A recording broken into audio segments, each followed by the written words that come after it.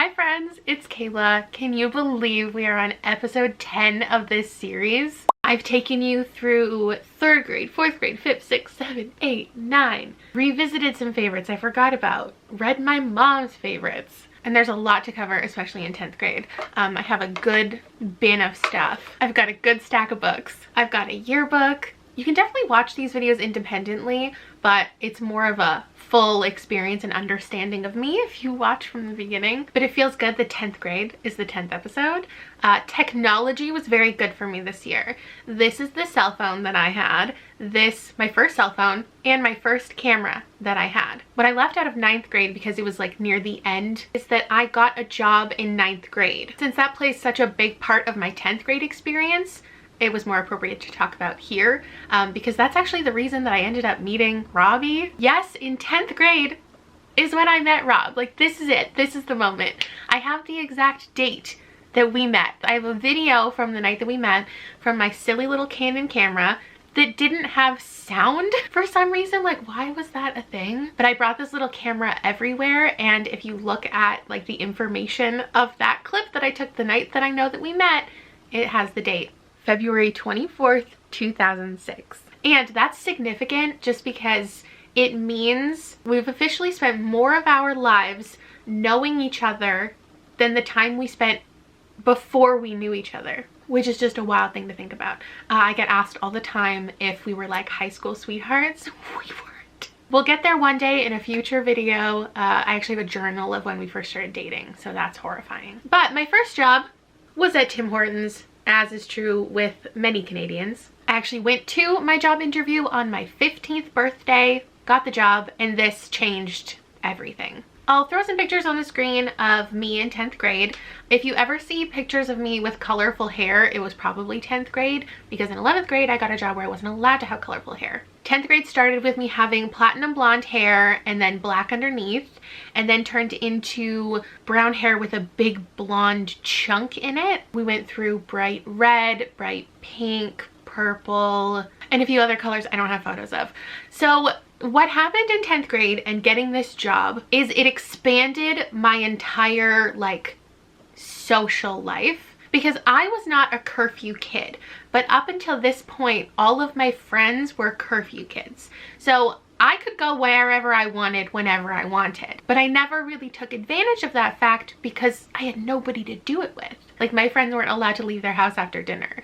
They weren't allowed to hang out with friends on Sundays. A lot of them weren't even allowed to have sleepovers. My friends had the type of parents who would ask if parents were going to be home when you went and hung out at someone else's house, which is totally normal. That's especially true for the part of town that I grew up in. So if you look at a map of like Kelowna, this is the part of town I grew up in. I'll go by high schools. So here's OKM, here's KSS, which is where Rob went to school, and here's RSS. OKM's just typically a little more sheltered, so when I got a job in this part of town, I ended up meeting a lot of kids from KSS and RSS who just by nature had more freedom, let's say. So getting this job and being introduced to all of these coworkers, it was an awakening of sorts for me. In 10th grade, I was really close to this coworker, T, and she introduced me to this entire group of friends at KSS. I almost transferred from my high school to their high school, but they were all a year older than me. And so I knew once I hit like 12th grade, they wouldn't be there, and I didn't feel confident that I would be able to make more friends, but I had this group of like 20 friends from a completely different high school. So most days after school, if I wasn't going to Tim Hortons to work, I was taking the bus to the other high school. They got out later than me, so I would just show up and I would hang out like inside their school and wait for them all to be done, and then we'd go do whatever. That turned into becoming friends with all of these girls. We did something called VIP Fridays, where we went out for dinner together every Friday. That transitioned to just getting wasted every weekend together. We would hit like 3 house parties in one night. We wouldn't go to sleep until like 5 a.m. We were having competitions of like who could make out with the most people in one night. We would go to the beach, get drunk, and end up at someone's house we'd never met before. We were also around people who had their licenses, and we ended up in a lot of just really unsafe situations. I had a lot of bad relationships in 10th grade. I dated 3 boys that year. One was my best friend's boyfriend. Yes, I'm not looking you in the eye. One of them was a pretty major drug dealer. And one of them lived in Vancouver, and he was like a little bit MySpace famous. And he worked for the Greyhound bus depot, and he would like come into Kelowna like every couple weeks and meet up with me, but also multiple other girls. I just want to set the scene for you and get it all out of the way before we start talking about the books. So let me actually take you to where Rob and I first met, and we'll discuss the books I'm going to read for this video. Okay, we're here. It's dark and we're at Boomer's, what's it called? Bar and Grill? Sports Bar? Sports Bar and Grill? This is where we met on that fateful day. Those VIP Friday girls, one of them invited him and a few other boys. It was the first night we had boys at VIP Friday. We went and we ate dinner. I don't remember if we ate dinner first. Oh, I remember we yelled up and sung Fall Out Boy. And then we went skating, and I could barely skate. There was another boy there who was holding my hand the whole time so I could learn how to skate. And I'm in the same position, you know, 20 years later, still don't know how to skate. But and I have Liam, who's a good skater, who's gonna hold your hand. You as a cute boy to hold my hand. Oh. Hopefully they have skates we can rent, otherwise Liam's just gonna do some laps. The books that I will be reading in this vlog are Carrie by Stephen I'll be your King. Vanna White. This is Fall into Darkness by Christopher Pike. I'm going to be reading Confessions of a Shopaholic, which I didn't remember if it was an official favorite, but I read in my journal that it was. And then 2 Shakespeare that I remember studying in 10th grade were Hamlet and Macbeth. I feel like I've read Macbeth recently, but I don't know for sure. And then this one is the one I'm most excited about, and it's Me and the Blondes, and then Better Than Blonde. I think this one comes first, and then there's this one. And also in my journal, or my like live journal, I found a post that said, I wish that my friend group was like the friend group from Me and the Blondes. And so I grabbed both of them because I need to read the first one before I don't remember which is first. Oh, and after this, we're going to do that silly TikTok challenge. So if you're a channel member, there's a bonus little video where we're gonna talk about our romance, and we're gonna pick out things for each other at the store, like something that's our favorite snack, our favorite drink, something that reminds us of each other, and we're gonna do a quick little bonus video. So, cool. This is the rink that we were skating on, this little one when we met. I'm in a good mood now. Look at the rink, look at my skates, and now when I Do you want me to go do a lap first to warm fall up? down, I won't have to film afterwards. Oh, I just need one of these.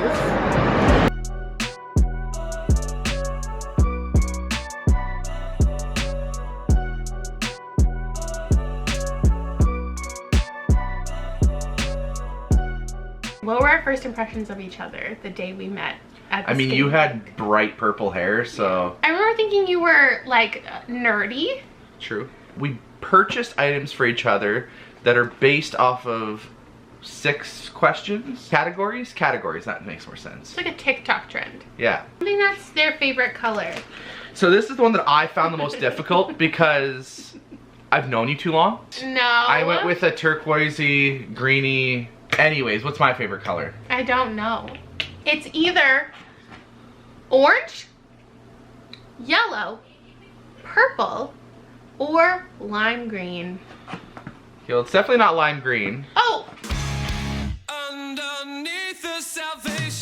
So I thought I would kick off the vlog with Confessions of a Shopaholic being the first book. I was really into Sophie Kinsella at this time. This was my favorite though, but I never went beyond like the 2nd or 3rd book in the series because then I started reading other genres. But I remember just having so much fun reading this. You're following Becky, who works for this magazine. It's called Successful Saving, and she talks about like how to save money, but she's really bad at saving money, and she just spends all of her money on material items, and it's like this journey of, I don't know, discovering that objects don't matter as much as you think, and people can still like you if you're not wearing like nice stuff. And suddenly she's like thrust into the spotlight because something that she writes gets her attention, but she lied about who she was. Whatever year the movie came out, like that's the last time I engaged with this story, so I don't remember a ton about it, but I remember hating the adaptation. But I think this is going to be a fun place to start the video because it's like February, we're in the romance season, and this is the most romantic of all the books because she does fall in love with a guy, though I don't really remember like much of their dynamic, so I think it'll be fun. This is the original cover of the book that I read when I was this age and I owned. It was a mass market paperback, and I think we'll have to do a stop at Tim Hortons because I don't eat Tim Hortons just because my years of working there have made most things seem pretty gross, but I would like to reminisce with you, so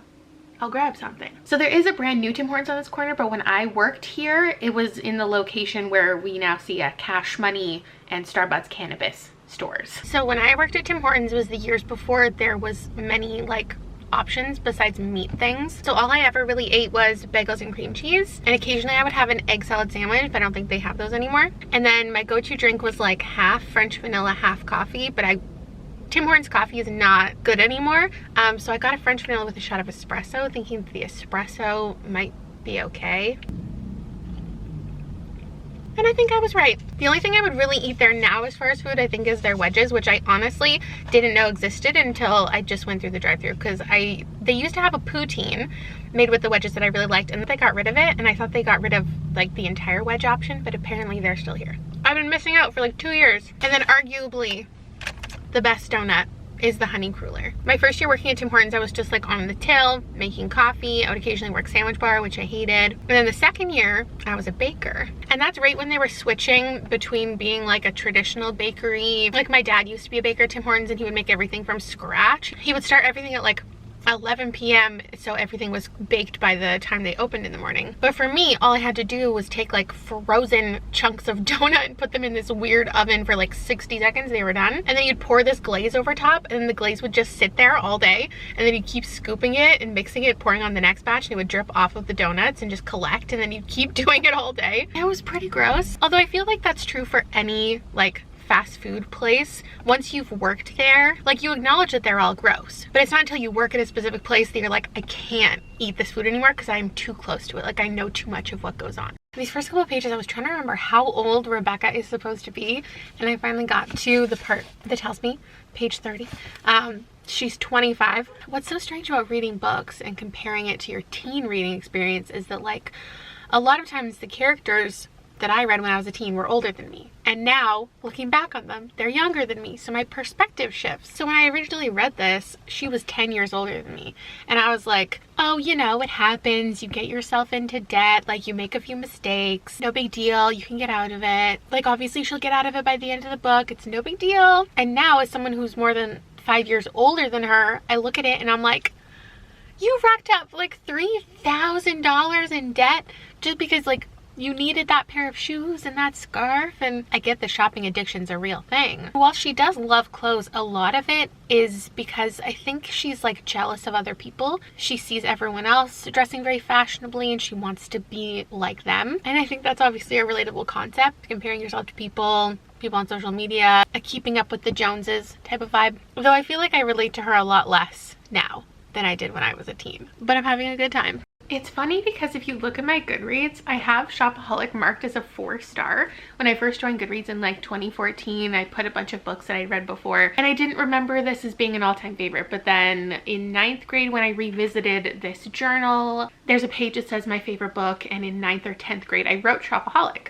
which is just not the memory that I had, right? Since I obviously put it as a 4 on Goodreads. And upon rereading it, it's a 4. I don't know when or how I thought of this as a favorite. And I didn't foresee this for myself, but I'm gonna rewatch the movie. I've only seen it once. I saw it in like 2009 when it came out, and I think some of my memory of the book is the movie, and I hated the movie so much. I've talked about it before, how it's one of my least favorite adaptations of all time, and I'm like an Isla Fisher fan. I just think that they did it all wrong, and I never thought I would rewatch it. But reading this, like, I'm just remembering now all the things that they changed, and it seems like even more than I remembered. And now I've started in on Carrie as well, and I'm going to rewatch the adaptation of that. So that's what I'm going to be up to today. I thought I was going to watch some actual releases from 2005, 2006. Some of the ones I jotted down were Little Miss Sunshine, She's the Man, John Tucker Must Die, Step Up. I loved Step Up, but I have seen it more recently than 2005.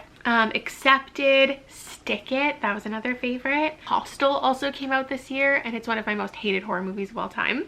And Hard Candy. Hard Candy was one of my favorites, and it started getting me into this other, like, genre of movie, even pace of movie, because prior to this I was mostly about like horror and silly little rom-coms. But Hard Candy and Little Miss Sunshine are ones that I've been thinking about rewatching, but I'm not necessarily excited to check them out. So we're gonna do Shopaholic. I definitely remember this being more of a romance. It's so not. But I guess the series as a whole kind of is. We get introduced to Luke, and there's this moment that I didn't remember where they actually debate on this TV show, and I just don't remember that being a thing. I thought she went on as like this financial expert, and then there's this moment where the guy that she owes money, he's there in the audience and he's like, you're not actually an expert, and he exposes her in front of everyone. That's not a thing in here. It's more of like a private moment, and she has like her Legally Blonde moment in this book where she's basically fudging her way through a lot of things, and she gets into these wacky scenarios because she is a journalist and she writes articles, but she doesn't really know a lot about finance. But there's this moment where she's on stage and she actually realizes that she knows more and has like taken in more than she even gave herself credit for, and I think that's a really great moment. And then when her and Luke are debating, because she's basically called out one of his clients, he works for this like PR company that's all about finance. He's worth millions, and one of his clients takes advantage of these people and she exposes it, and then he is going on the show to defend himself and his client, but on the show he goes, actually you're right, like I don't want them being my client anymore. My favorite part is that they mention Hamlet, which is weird because I'm reading Hamlet this week. So yeah, I had a good time, but it's not a 5-star. I don't think it was ever a 5-star. Anyway, we're moving on to Carrie. I just have to, actually we have a long drive to go to a hockey game tonight, so I might check out the audiobook because I'm pretty sure, yeah, it's narrated by Sissy Spacek, which is very cool. And then I need to rewatch a movie because I already know just upon starting this that I want to see how things are done, because I kind of forgot how this was written. A lot of it is like excerpts from books and news articles and research papers, and I totally forgot about that. So it's a pretty short one and I don't want to haul around this entire thing with me. But it's funny because I definitely have more memories of the movie than the book, and Sissy Spacek specifically as Carrie. And the book kicks off, and every time someone describes Carrie, they're describing her as like this overweight, fat, plump, chunky, like they use all of these different adjectives to describe her weight and her size. And I definitely think in this time, I mean, and still we see the villainization of fat characters a lot, but I forgot that was a portion of this because Sissy Spacek is so the opposite of that. Yeah, I forgot that a good portion of this is kind of after the fact, and it's looking at Carrie and her telekinesis kind of after the fact and analyzing like why her genetics made her this way and what happened on prom night. We're hearing facts about the night, but we're also hearing from a character who wrote a book of like her experience with Carrie and like what happened and giving her perspective. But then there will be articles seemingly trying to debunk what other people are saying about that night. They'll be like, oh well, teenagers aren't capable of this type of empathy and wouldn't possibly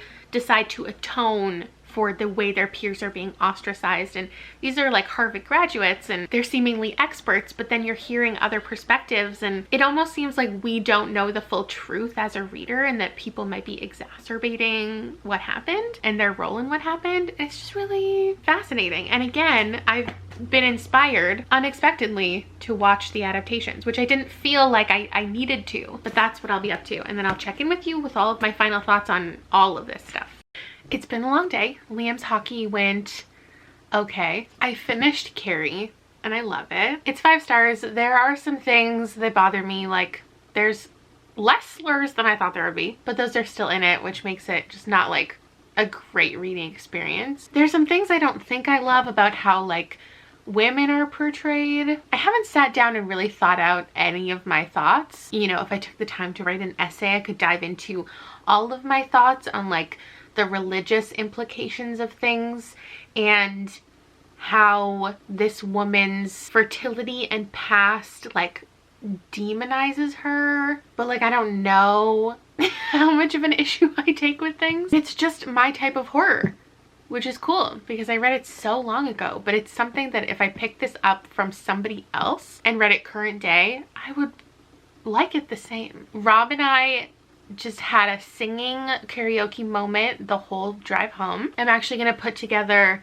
a Spotify playlist, one for 10th grade, one for 11, and one for 12, because they are distinct for me. And the 10th grade one is up now if you care to like pause the video, check it out, get a vibe. And then I forced Rob to watch Confessions of a Shopaholic, which we've both seen before.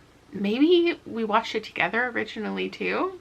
Thinking, yeah, I guess we must have, because it was like 2009. I would have been pregnant when I saw the movie. Okay, anyway, it's terrible. Like, objectively, after reading the book and watching it and doing it all back to back, my opinion remains that it is one of the worst adaptations I've ever seen, and is one of the worst movies, just in general. It's not good. Let me list 10 things that were terrible about this movie.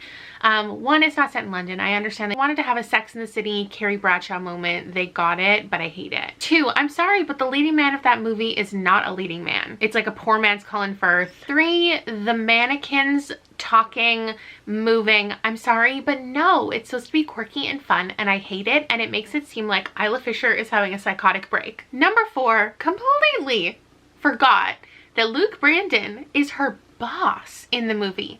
Hate that. 5, her general obsession with fashion, and like to the quirky extent that it is. She's more of like this chic British woman in the book, and she just does not come across that way in the movie. And her wanting to get into this fashion magazine and the way that she goes about it, and how at the beginning of the movie she's like working on this gardening magazine. She doesn't have any experience with finance. Like, that's just a weird difference. With everything I didn't like about it, I understand why they did it for the movie. I understand that it makes it more dynamic or more interesting, gives a better arc, like whatever. 6, the way that Derek Smith calls her out publicly in front of everyone. 7, the fact that she doesn't get her moment of being an intelligent woman. She doesn't ever connect all of these dots and like really use her journalistic skills in the way that she does in the book. Her like love interest in the book is Suze's love interest in the movie, and I liked there being a love triangle in the book. And 10 is this woman. Like, no, her entire character, awful. There needing to be like a villain that Luke was interested in. The interactions with her and about her, hated all of it. Now I'm gonna go watch Carrie. I don't think I'm really gonna have any things to share about the movie. I don't know if I'm gonna watch both. I think they're gonna be fun to watch, and if I have any commentary I'll pop in with that, but otherwise I will see you with a recreation of my 10th grade look. Look forward to that. Today I'm going to read a Christopher Pike.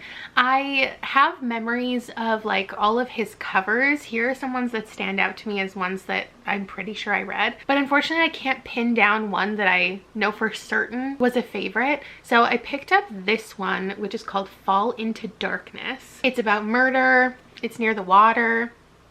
It seemed like something I'd be into now. Before we get into that, we're going to take a quick look through some stuff and see if there's anything to share. Yearbook first. First page, lots of people who signed it.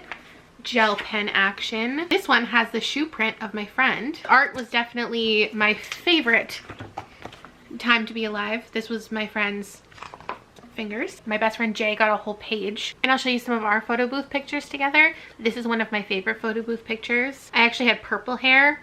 It's not translating correctly, but I love this one. Jay and Kayla's inside jokes. Trying to climb the barbed wire fence. Getting the pizza guy to give us a ride. Oh, that was a dangerous night. Attempting to steal the moped. Trying to follow the train tracks to Vegas. Yeah. You smashing the 2-6 and crying when we found you. Listening to that idiot rap on the way home from the fireworks. Throwing up blueberries, nice. Salvia with the guys is one of the memories. I don't think there are any pictures of me in here besides this one where I crossed out my face, so that's all you get to see. My hair looks black here, but it was brown as right before I did the blonde chunk. And I put hearts on all of my friends. Yeah, no, extracurriculars were not my thing because I was working and hanging out with people. But what's fun is I found my class schedule from 10th grade. So in the first semester, I took math. Oh, principles of math. That was a mistake because I got a terrible grade. I think I failed or almost failed, and so I retook math the second semester and did an easier math because principles was the hardest. Art, PE, and science. And in the second semester I had planning, socials, and AP English. Art class was my favorite. Here's some things that I made in 10th grade art. Oh, here's my portrait of me and my best friend Jay. Here's a picture I drew of my friend M. Here's this. Here is my bag from the first time I ever went to Hot Topic. Here is my empty MAC eyeshadow, the first one I ever bought. It was in the color Overgrown. Oh, here's my first birth control. Why do I keep these things? Just for your benefit. This was my best friend's boyfriend's bracelet. He was dating her and then like kind of dated me, but like she didn't care, so she started dating someone else. And he had 2 of these. He was wearing 2 of them. We went to a movie together, my best friend, him and me, and he was sitting between us and like holding both of our hands at one point, and then slipped this, like as we were holding hands, slipped it onto my wrist during the movie. And did the same to her, and it was a weird time. Let's not talk about it. And then of course we've got birthday cards and invitations that aren't particularly interesting, but this one is special because look, there's a bunny on it. This one says, a tattoo? What's your mother gonna say? And this is from my parents. And my gift this year, I got this with the card, which is just a printout of a bunch of different paw prints, because my gift was at some point in the upcoming months that they were gonna pay for my paw print tattoo that I wanted, that I did get. Actually, if we look through my sketchbook, there's a page in here where I just drew out all the tattoos that I wanted. So we've got Pink Floyd, pie, a butterfly, a dove, paw prints, and more butterflies. And so I did that year. Fresh age of 16, did indeed go and get my paw print tattoo. Here it is in all its glory. So I started in on this one today.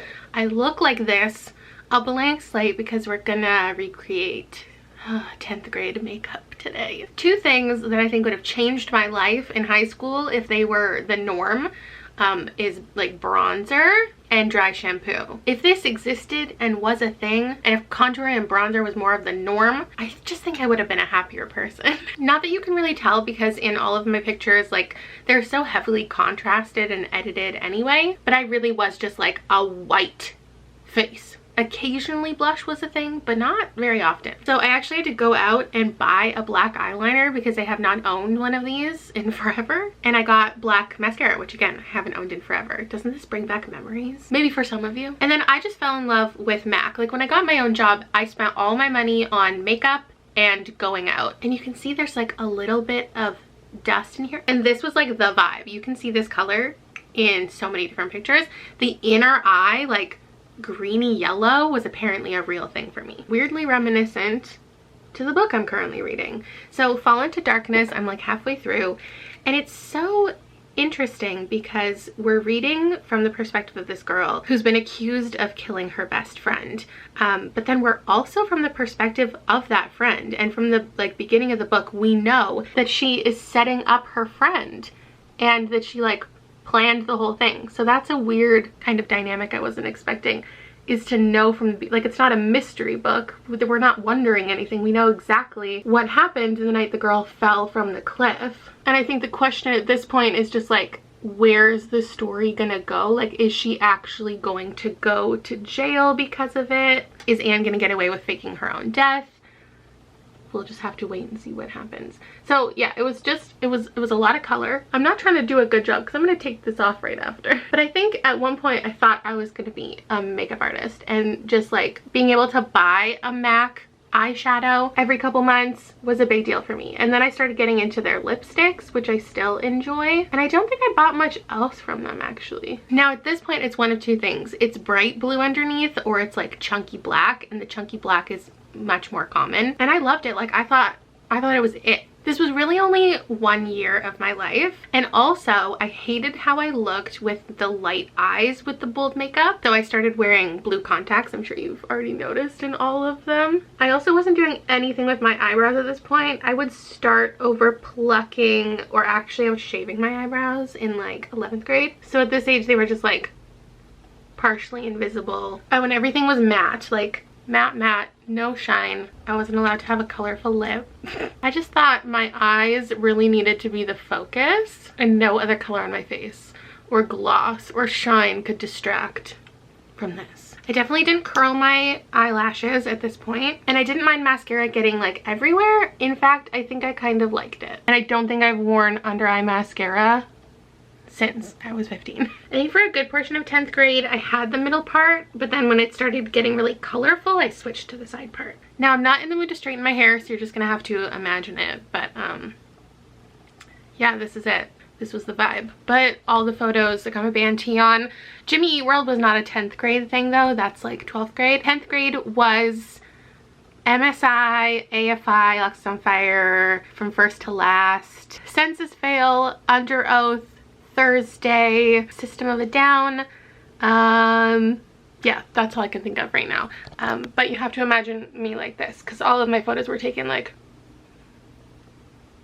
and that's enough of that. I'll put a side by side actually of me without makeup with the makeup I would currently do, and then 10th grade makeup, just for a fun comparison. What I was not expecting to get from this book was having a good time. It's funny because I think of like my introduction to horror a lot of the time, and like reading Stephen King and other authors in my childhood. My introduction to mystery books was like Nancy Drew and the mystery Babysitter Club books, but thrillers, like it was Christopher Pike. And part of me wants to rate this like quite high and read more Christopher Pike like outside of vlog content. So that's an unexpected moment.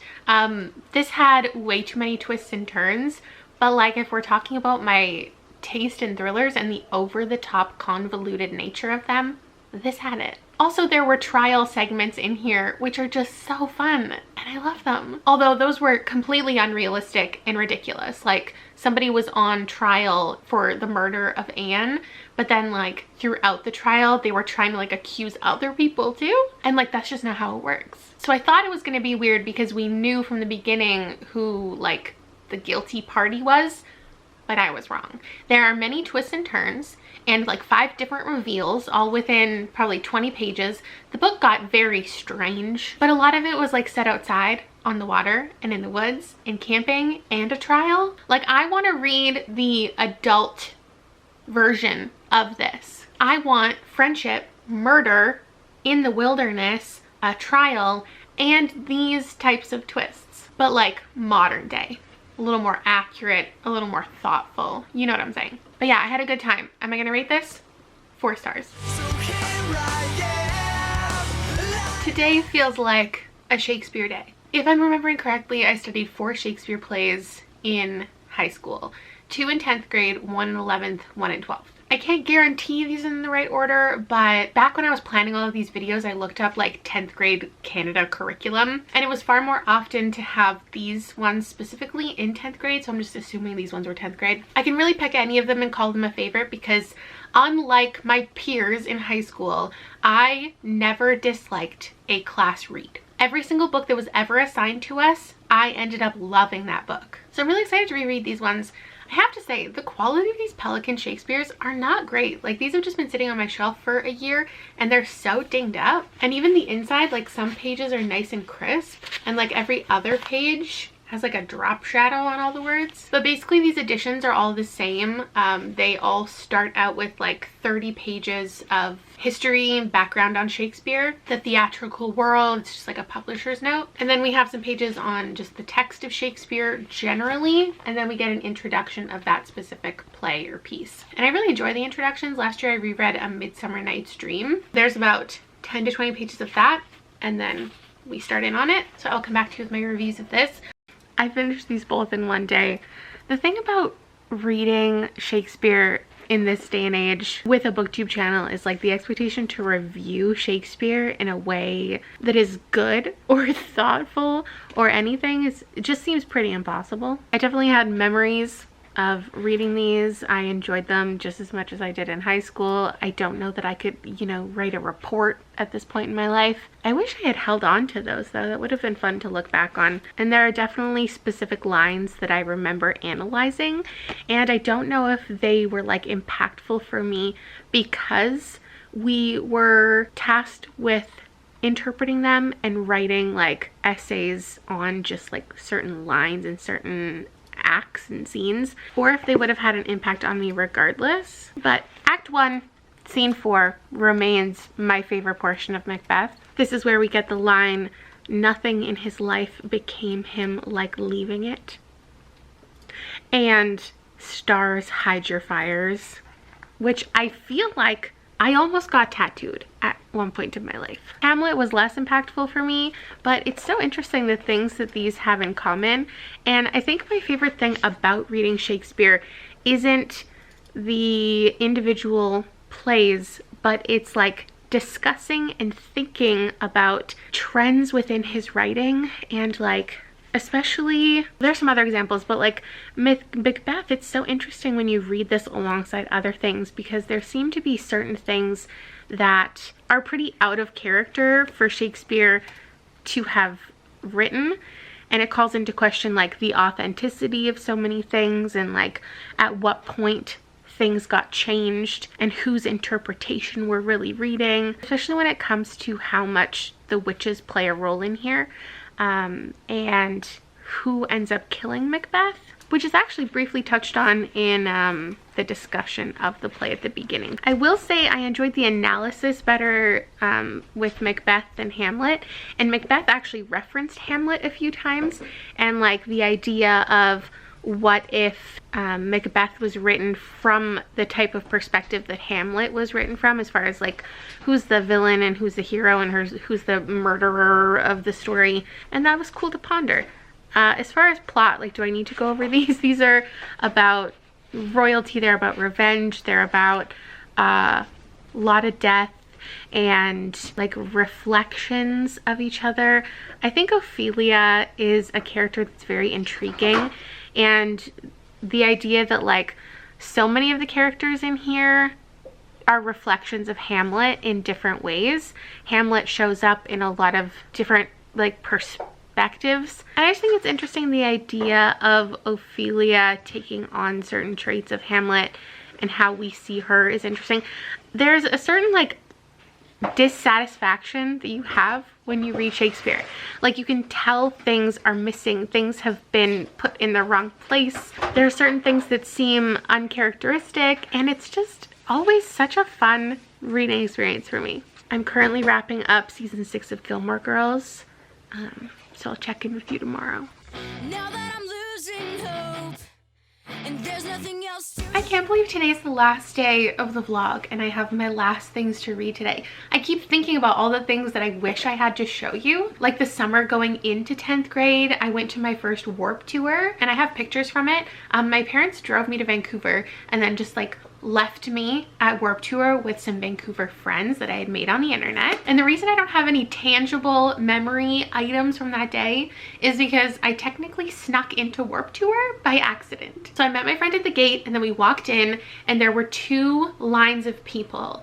And there was one that we thought was for people who already had tickets, and there was one for people who needed to buy tickets. At least that's what we assumed. So we stood in the shorter line, which is the one that we thought was for buying tickets. I can't remember our thought process there. I think it was that we assumed everyone had already bought their Warped Tour tickets, because who shows up to a concert without a ticket? And we were just hoping that there would be tickets left to buy. I don't know why we didn't buy them ahead of time. I don't remember anything. But I remember standing in the line, and then when we got to the front of the line, there was nobody there. Like, there was nobody checking tickets. And so we just walked through the gate. It was wide open. And we thought maybe there was a ticket booth inside. Like when you go to the PNE, you buy like your ride tickets once you're inside the gate. We started walking around, looking around, and we couldn't figure out where to buy the pass. And then like a couple minutes in, we realized that we had just like walked right into Warped Tour. Nobody had checked for our bracelet or our ticket. And I feel like I was just spending the whole day waiting for someone to be like, show me proof that you paid. And then it never happened. So I have nothing from that day besides like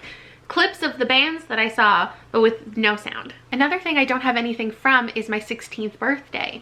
We went to Moxie's for dinner, and then I got a limo because that was just like a thing. I think that like one of my friends had done, so I thought it was a normal thing. Rent a limo for an hour, and the limo driver just drives you around, or drives you from one spot to another spot. And I remember being like a 15-year-old. I had to call the limo myself. I paid for the limo with cash, like there was no deposit. I saved up my money, and like the limo driver just pulled up beside of the restaurant, and I'm just imagining me as a 15-year-old just being like, here's $100. So weird to think about now. But then me and all my friends got in a limo. There's probably like 12 of us, and I just remember everyone just like hanging out, talking, kissing. That's the night I kissed Rob for the first time. I think we were playing Truth or Dare. There was some kind of game going on, and I was at the front of the limo and he was at the back of the limo, and I had to literally crawl across like people's laps to go make out with him. It was very weird. I remember he had like a lot of stubble, because I remember talking to my friends about it like the next day. I was like, I've never kissed a boy with stubble before. Like, that was so weird. At that point we were still not interested in each other, but making out with all your friends was just what,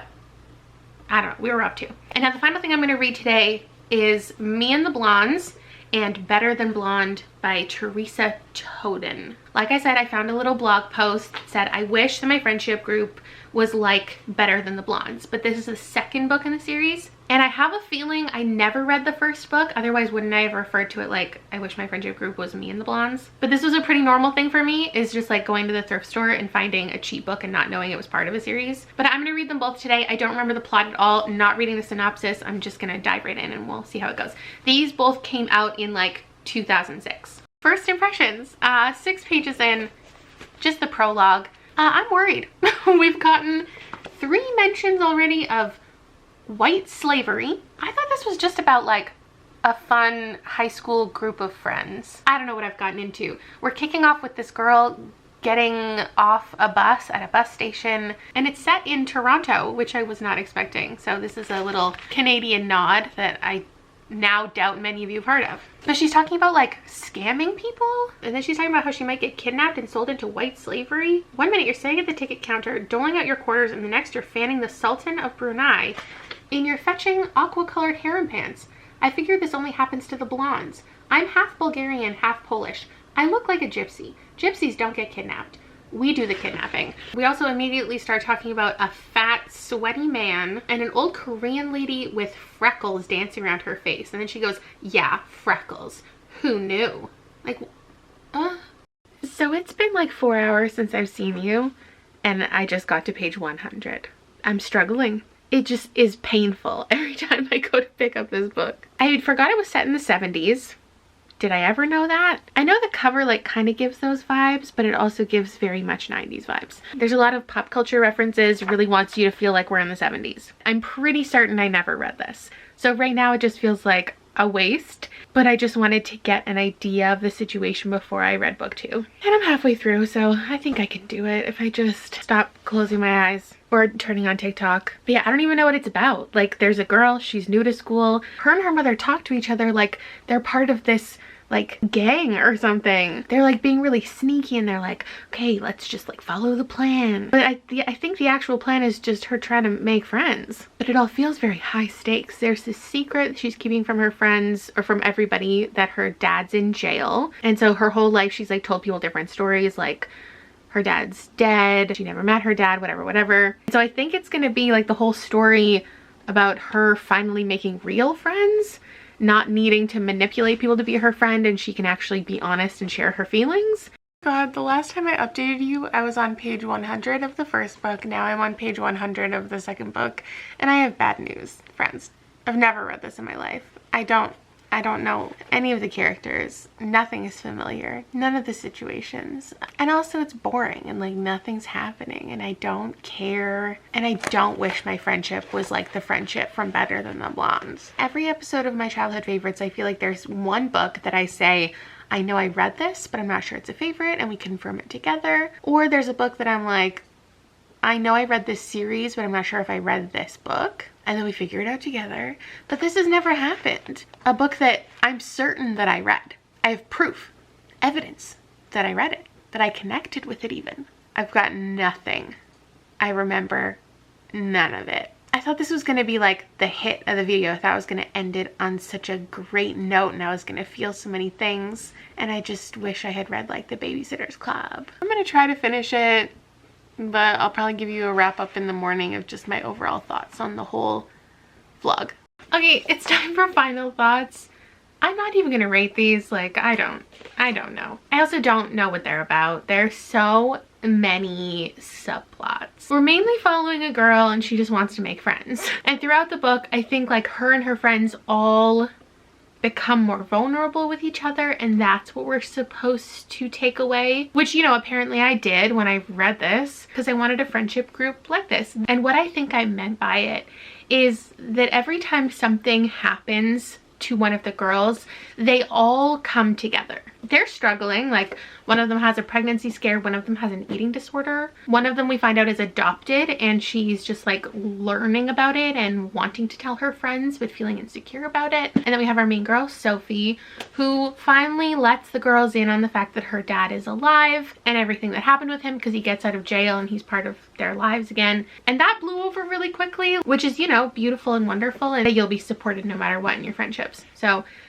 these books were bad though. They were bad. They were almost unreadable. So the final thoughts are, would not recommend, but like no one's trying to read these anyway. Christopher Pike, definitely recommend. If you want to go back and read some, I promise you'll have fun. Not that I need to convince anybody to read Shakespeare, but these hold up. Shopaholic also holds up. It was still a fun time, and Carrie is better than I expected it to be. I think this is probably the childhood favorites video that felt the least nostalgic for me, and I don't know if it's just because I was older when I was reading them, so it feels like less time, factually less time has gone by. So maybe I'm not romanticizing my life and my reading like I might have done for earlier years. I don't know, but I had fun this week chatting with you and going through everything, and I hope